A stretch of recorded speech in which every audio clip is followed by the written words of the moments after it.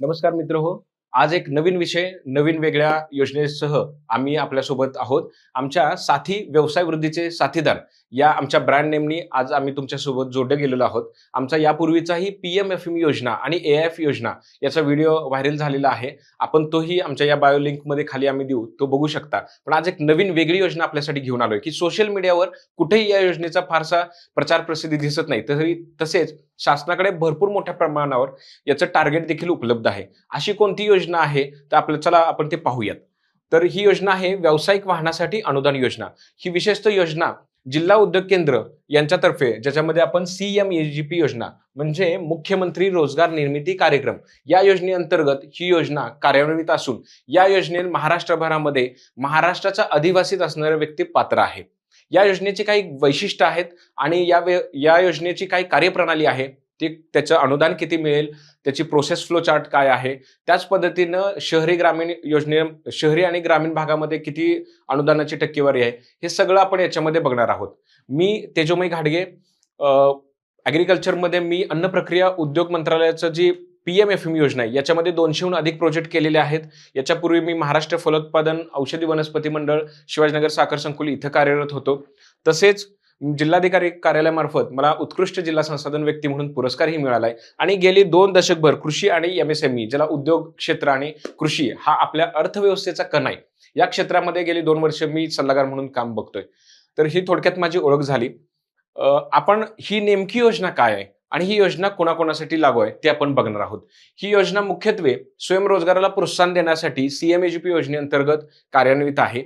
या योजनेमध्ये मुख्यत्वे आपण वेगवेगळ्या पद्धतीनं मारुती कॅरी असेल, टाटा इंट्रा असेल किंवा महिंद्रा बोलेरो असेल.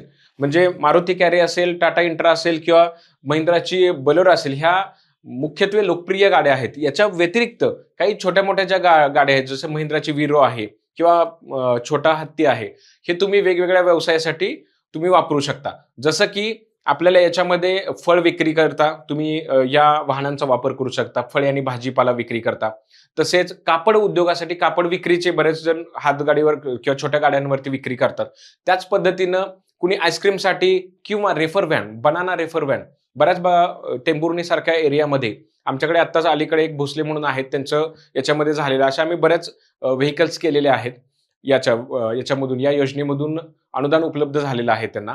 तर टेंभुर्णीमधून ते स्वीटकॉर्न असेल, भाजीपाला असेल किंवा केळी आहे रॅपनिंग चेंबरसाठी. तर इन्सुलेटेड वाहनं असतील किंवा याच्यामध्ये तुम्ही वापरू शकता आणि त्या वाहनाला शासनातर्फे बँक लोनही मिळतं आणि शासनातर्फे अनुदानही दिलं जातं. शासकीय बँकेतून तुम्ही घेऊ शकता किंवा प्रायव्हेट बँकेतूनही घेऊ शकता. म्हणजे थोडक्यात आपले फळ विक्री करता भाजीपाल्यासाठी हे वाहन वापरता येईल, कापड उद्योगसाठी वापरता येईल किंवा उदाहरण दाखल आपण पुणे गुलटेकडी मार्केट असेल किंवा वाशी मार्केट असेल मुंबईचं, इथं जर सकाळी तुम्ही भाजीपाला, फळे विक्री, डाळिंब असेल, पेरू असेल, केळी असेल यासाठी ते वाहन सकाळच्या वेळेमध्ये वापरताय आणि दुपारी तुम्ही काही कुरिअरसाठी किंवा तुमचा किराणा व्यवसाय आहे, मसाला व्यवसाय आहे किंवा इतर कापड व्यवसाय आहे, इतर कारणासाठी व्यवसाय कामासाठी ते वाहन वापरत असाल तरी काही हरकत नाही. तुम्ही तो कायदेशीररित्या मान्यता असणारा उद्योग करत आहात.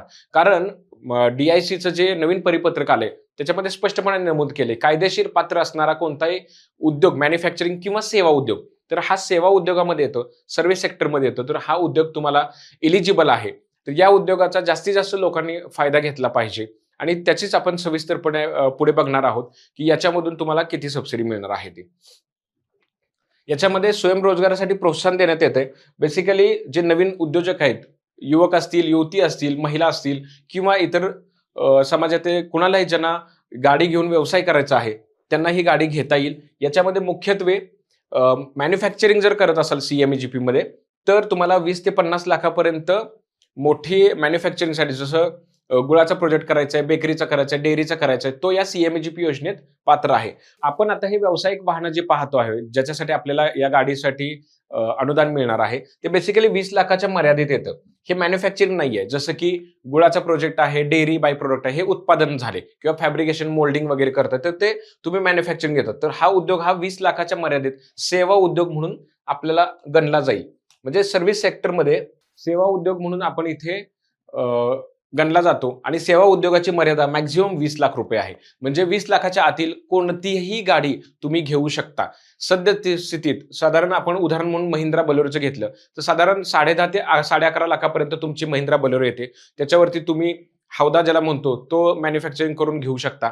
तर साधारण 10 ते 12 लाखापर्यंत तुमची गाडी झाली तर त्या गाडीच्या कोटेशनवरती बँक साधारण 90-95% पर्यंत कर्ज देते आणि त्याच्या याच्यावरती तुम्हाला त्याचा अनुदानाचा फायदा मिळतो.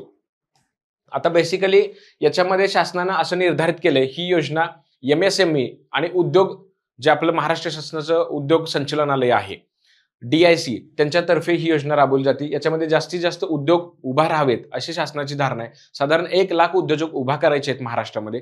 त्या अनुषंगानं आपल्याला मॅक्झिमम वेगवेगळे उद्योग आहेत.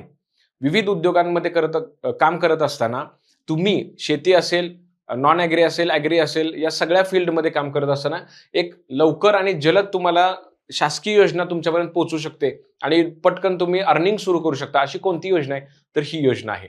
या योजनेतून तुम्हाला रोजगार निर्मिती होते, त्याच पद्धतीने अर्निंग होते आणि याच्यामध्ये विशेषतः महिला, काही दिव्यांग असतील, SC ST स्पेशल कॅटेगरी आपण त्यांना म्हणूया, विशेष जे मागास प्रवर्ग आहे याच्यामध्ये OBC असेल, NT असेल, SC असेल, ST असेल किंवा PH असतील, फिजिकल हँडिकॅप असतील, या दिव्यांगांसाठी देखील सवलत देण्यात येत आहे. विशेष म्हणजे ग्रामीण आणि शहरी असा याच्यामध्ये थोडासा बदल आहे. कृषी विभागामध्ये शक्यतो कृषी क्षेत्रासाठी शहरी ग्रामीण असा दुजाभाव नसतो, परंतु इथं ग्रामीण आणि शहरी असा थोडासा बदल आपल्याला दिसून येतोय. म्हणजे ग्रामीण भागात तुम्ही उद्योग करता तर थोडे अडथळे जास्त असतात. बऱ्याच वेळा डोंगरी विभाग असतो, ग्रामीण भागात रस्ते व्यवस्थित नसतात, वीज पाणी सोयी सुविधा कमी असतात. त्यामुळे ग्रामीण भागासाठी विशेष करून शासनाने 10% एक्स्ट्रा सबसिडी दिलेली आहे.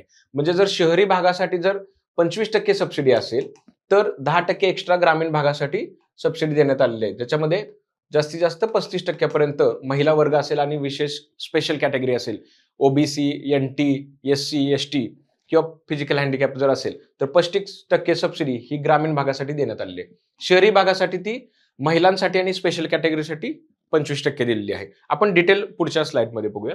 ग्रामीण आणि शहरी भागाचा विकास करण्याच्या दृष्टिकोनातून ही योजना राबवली जात आहे आणि याच्यामध्ये ही योजना सुलभीकरण राबवण्यासाठी उद्योग संचालनातर्फे जिल्हा उद्योग केंद्र असेल, KVIB असेल, KVIC असेल, ह्या वेगवेगळ्या एजन्सी मार्फत ही योजना राबवण्यात येत आहे. या योजनेचा नेमका लाभ आता सांगितल्याप्रमाणे special category SC ST OBC किंवा इतर तुमचे फिजिकल हँडिकॅप यांच्यासाठी एक प्रवर्ग केला. याच्यामध्ये स्वगुंतवणूक फक्त 5% आहे. म्हणजे विशेष करून तुम्हाला जास्त स्वनिधीची इथं आवश्यकता लागत नाही. तसेच जनरल कॅटेगरी जर असेल म्हणजे ओपन कॅटेगरी मधलं फक्त पुरुष, कारण महिला ही याच्यामध्ये येणार, ओपन कॅटेगरी असेल आणि महिला असेल तर ते 5% मध्ये येणार. स्वगुंतवणूक 5%, 95% बँक लोन. त्याच पद्धतीने जनरल कॅटेगरीमध्ये असेल, ओपनचा जर पुरुष असेल तर त्याच्यामध्ये 10% स्वगुंतवणूक असेल आणि 90% बँक कर्ज तुम्हाला घ्यावं लागेल. परंतु म्हणजे ओपनचा पुरुष सोडला तर बाकी सगळे स्पेशल कॅटेगरीमध्ये येतात आणि त्यांच्यासाठी मात्र हे लागू होतं की 5% स्वगुंतवणूक, 95% बँक कर्ज. आता याच्यामध्ये हे झालं स्वगुंतवणूक, उमेदवाराची किंवा तुम्ही लाभार्थ्याची गुंतवणूक आपण टेबल बघितला. याच्यामध्ये ग्रँट अनुदान किती आहे तर समजा उदाहरण दाखल 10 लाख रुपयाची आपण गाडी घेतली.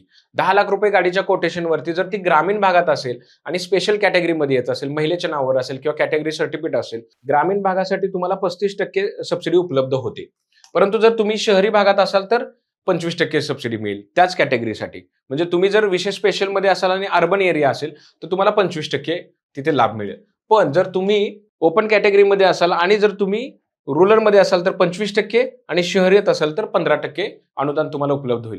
म्हणजेच उदाहरण दाखल काय, तुम्ही तुमचे पुरुष आहात, स्त्री आहात, तुम्ही ग्रामीण मध्ये राहत आहात की शहरीमध्ये, या अनुषंगानं शासनाने कोटेशनवरती तुम्ही जे काही तुमच्या प्रकल्पाचं मूल्य आहे त्या प्रकल्प मूल्याच्या निर्धारित केलेलं आहे, त्याच्यावरती स्वगुंतवणूक निर्धारित केलेलं आहे, त्याच पद्धतीने अनुदान निर्धारित केलेलं आहे. हे पाहणं विशेष गरजेचं आहे, कारण की तुम्ही कोणत्या स्लॉटमध्ये बसताय, कोणत्या विभागामध्ये येत आहे त्याच्यानुसार तुम्हाला ती 25 किंवा 35% सबसिडी मिळाली असेल. थोडक्यात 15% ते मॅक्झिमम 35% पर्यंत हे अनुदान उपलब्ध आहे. तुम्ही ग्रामीण मध्ये असाल आणि तुमच्या मिसेसच्या नावावर जर करत असाल, लेडीजच्या नावावर करत असाल तर ग्रामीण भागात 35% पर्यंत तुम्हाला जास्तीत जास्त सबसिडी मिळू शकते. आता बँक कर्ज मी आता म्हणालो त्या पद्धतीने उर्वरित आहे ते तुम्हाला एवढंच फेडायचं आहे. म्हणजे जर अर्बन भाग असेल तर 70%च फेडायचं आहे आणि रुरल भाग असेल तर 60% तुम्हाला फेडायचं आहे. कारण की 5% तुम्ही टाकलेले आहेत. रुरलमध्ये 35% तुम्हाला मिळालेत, म्हणजे 40% तुमचे आले. उरलेले 60% रुरलमध्ये तुम्हाला फेडायचे आहेत. म्हणजे 10 लाखाची गाडी असेल, तुम्हाला 3.5 लाख रुपये मिळाले, 5% तुम्ही टाकले. म्हणजे 4 लाख रुपये तुमचे कव्हर झाले. उरलेले 6 लाख रुपये तुम्हाला फक्त फेडायचे आहेत, परतफेड करायची. सबसिडी ही साधारण 3 ते 6 महिने, कधी-कधी 9 ते 12 महिने लागू शकतात. शासनाचा निधी जसा उपलब्ध होतो त्यानुसार तो वर्ग केला जातो. आलेली सबसिडी ही मिरर अकाउंटला किंवा ट्रान्झिट अकाउंटला ती बाजूला 0% इंटरेस्टने ठेवलेली असते. तुमचं पोस्ट इन्स्पेक्शन होतं आणि त्याच्यानंतर तुम्हाला ती मुख्य खात्यामध्ये वर्ग केली जाते.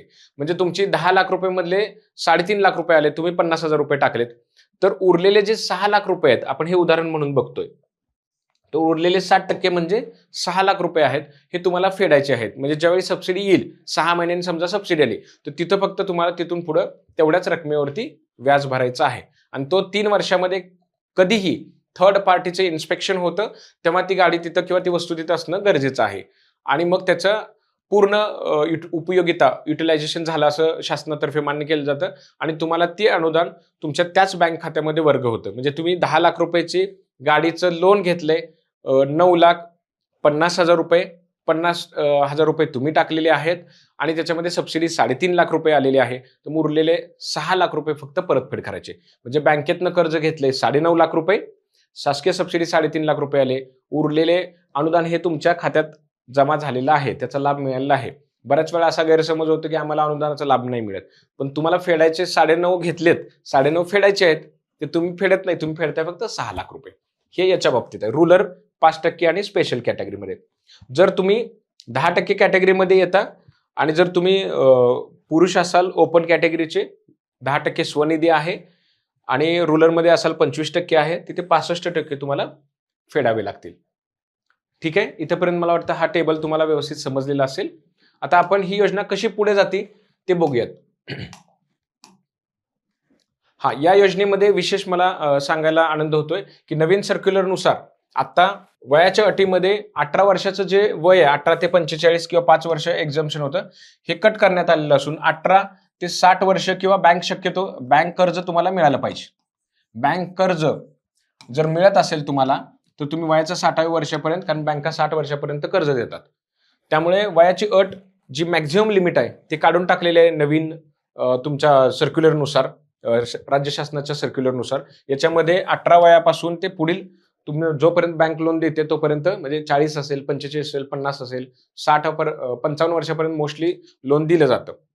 तर अगदी काही बँका 60 वर्षापर्यंतही लोन देतात. म्हणजे अगदी मॅकडॉनल्डचं उदाहरण घेतलं तर आपण बघतो की जगभरामध्ये त्यांच्या शाखा, KFCचं उदाहरण घेतलं तर त्यांच्या मला वाटतं 60-65व्या वर्षी त्यांना फॉर्म्युला सापडला आणि जगभरामध्ये त्यांचे वेगवेगळे आउटलेट्स आहेत. त्यामुळे कोणत्याही वयामध्ये आपण ज्याला म्हणतो 35 नंतर प्रौढ होतो, तर माणूस 35 नंतर त्याला जर जास्त विचार कल्पनाशक्ती आली आणि जर एखादा व्यवसाय 45व्या वर्षी जर त्याला करायचा असेल तर तोही या योजनेमध्ये पात्र आहे. तसेच 10 लाख रुपयासाठी आता आपण गाडीचं उदाहरण घेतोय, त्यासाठी असं समजूयात की 10 लाख रुपये तुमचे गाडीचं कॉस्ट आहे, तर तुमची शिक्षणाची अट ही 7वी उत्तीर्ण असून ही 8वी करण्यात आलेली आहे. म्हणजे 10 लाख जर तुमचं कोटेशन असेल तर तुमचं 8वी उत्तीर्ण 8th स्टँडर्ड तुम्ही पास पाहिजे नवीन सर्क्युलरनुसार. कारण सर्व्हिस सेक्टरमध्ये जर तुम्ही नसाल, 8वी पास नसाल, फेल असाल, तर मग हे 10 लाखाचं कोटेशन आहे, हे 5 लाखासाठी गाडीसाठी तुम्ही इलिजिबल आहात. म्हणजे जर तुम्ही 8वी पास नसाल आणि कमी वय असेल तुमचं, तर तुम्ही गाडी घेऊ शकता. फक्त तुम्हाला ती 5 लाखाच्या मर्यादेत तुमचं कोटेशन किंवा प्रकल्पाची मर्यादा ग्राह्य धरली जाईल.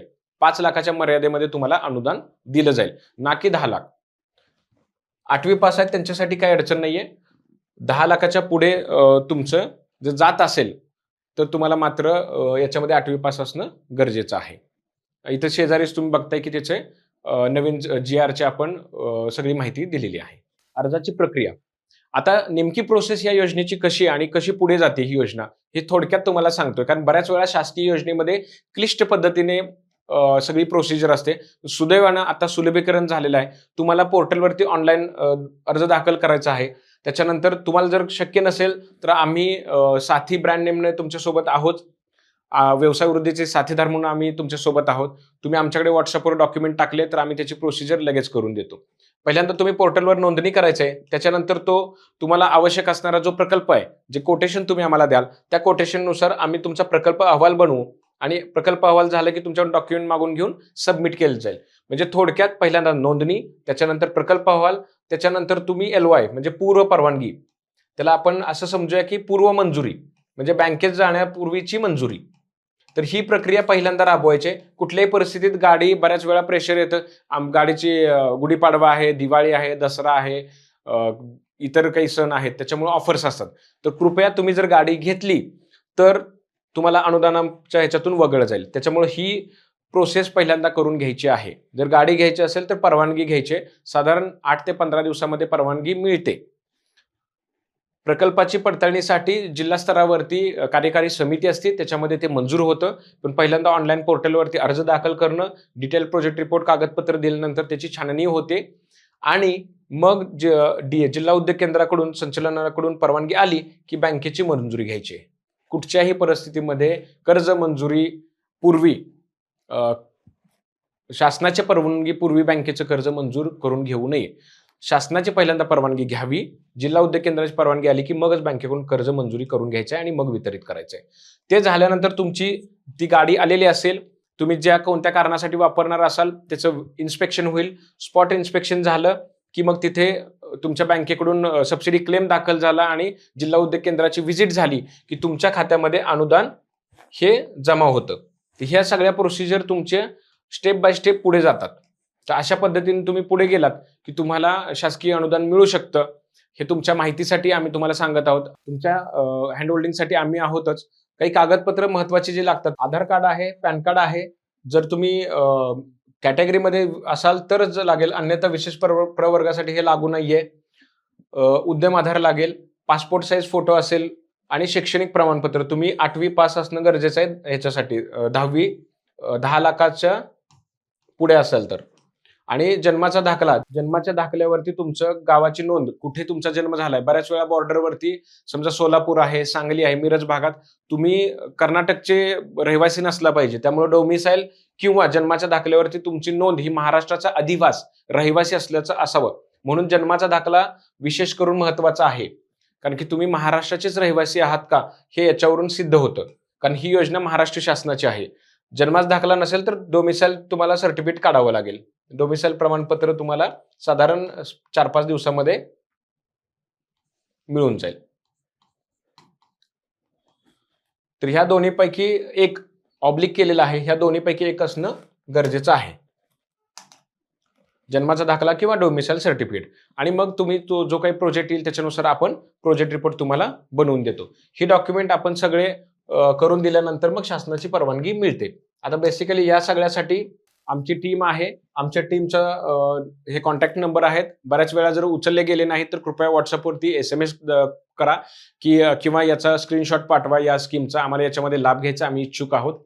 आम्ही तुम्हाला hand holding support idea to installation पर्यंत पूर्ण मदत करू. म्हणजे अगदी तुम्हाला कोणत्या उद्योगासाठी घ्यायचे त्याचा EMI कॅल्क्युलेटर सुद्धा देऊ. कोटेशन हवं असेल तर ते कोटेशनही WhatsAppवर मिळेल तुम्हाला. त्याच पद्धतीने डॉक्युमेंट तुम्ही WhatsAppला पाठवले तर तुम्हाला ते फॉर्म नाममात्र शुल्क घेऊन तुम्हाला ते फॉर्म सबमिट करून दिले जाईल. आणि त्याच्यानंतर फायनल जे मंजुरीसाठी आहे ते मंजुरी साधारण 8 ते 15 दिवसामध्ये तुम्हाला मंजुरी. आम्ही कमीत कमी वेळेमध्ये रेकॉर्ड ब्रेकिंग परवा गुढीपाडव्या दिवशी, आता हा एप्रिलमध्ये आपण शूट करतोय, परवा गुढीपाडव्या दिवशी सकाळी लाभार्थ्याने अर्ज दाखल केला होता. त्याच्या आदल्या दिवशी, गुढीपाडव्याच्या आदल्या दिवशी आम्ही त्याला त्वरित त्याच दिवशी शासनाची परवानगी मिळाली आणि सुदैवाने एका नॅशनल बँकेमधून तिथे त्वरित त्याची परवानगी पण मिळाली. म्हणजे अर्ज दाखल केला, शासनाची परवानगी पण घेतली आणि बँकेचं कर्जही मंजूर करून दिलं. त्यामुळे ही योजना अतिशय कमी वेळेमध्ये, कमी टाइमलाईनमध्ये, ज्याला आपण टॅट म्हणतो, टर्न अराउंड टाइम, कमी वेळेमध्ये ही योजना कार्यान्वित होऊ शकते, ज्याचा तुम्हाला आर्थिक लाभ मिळू शकतो आणि या योजनेचा थेट लाभ तुमच्या बँक खात्यावर मिळू शकतो. म्हणजे याच्यामध्ये ना कुठल्या राजकीय वशिल्याची गरज आहे किंवा ना कुठल्या पुढाऱ्यांची किंवा तुमच्या वरिष्ठ दादा मामा काकांची कुठल्या ह्याची गरज नाही. तुम्ही डॉक्युमेंट द्या, आम्ही सगळे सबमिट करू. नाममात्र शुल्क घेतले जात कारण की आमचे 4-5 जणांची टीम आहे. ते शुल्क घेऊन तुम्हाला सगळी प्रोसेस करून दिली जाईल. याच्यामध्ये तुम्हाला आयडिया टू इन्स्टॉलेशन एवढ्यासाठीच म्हणतोय की आम्ही याच्याबरोबर कृषी विभागाचे 200हून अधिक प्रकल्प केलेले आहेत. त्याच पद्धतीनं नॅशनल लेवलला व्याज अनुदान परतावा योजना AIF ती योजनाही आहे. आमची PMFME AIF हे व्हिडिओ तुम्हाला आमच्या चॅनलवरती बघायला मिळतील. आमचा चॅनल लाईक करा, शेअर करा आणि सबस्क्राईब करा आणि तुम्ही जास्तीत जास्त योजनांचा लाभ घ्या असं मी या ठिकाणी आवाहन करतो. आणि हे योजना घेऊन जास्तीत जास्त उद्योजक व्हावेत आणि शासनामार्फत हेच धोरण आहे आणि आमचंही धोरण तेच आहे की जास्तीत जास्त समाजामध्ये उद्योग निर्मिती झाली पाहिजे. नोकरी करण्यापेक्षा नोकरी देणारे बनले पाहिजेत. उद्योगामधून तुमची आर्थिक उन्नती साधली पाहिजे अशीच आमची मनशा आहे. धन्यवाद.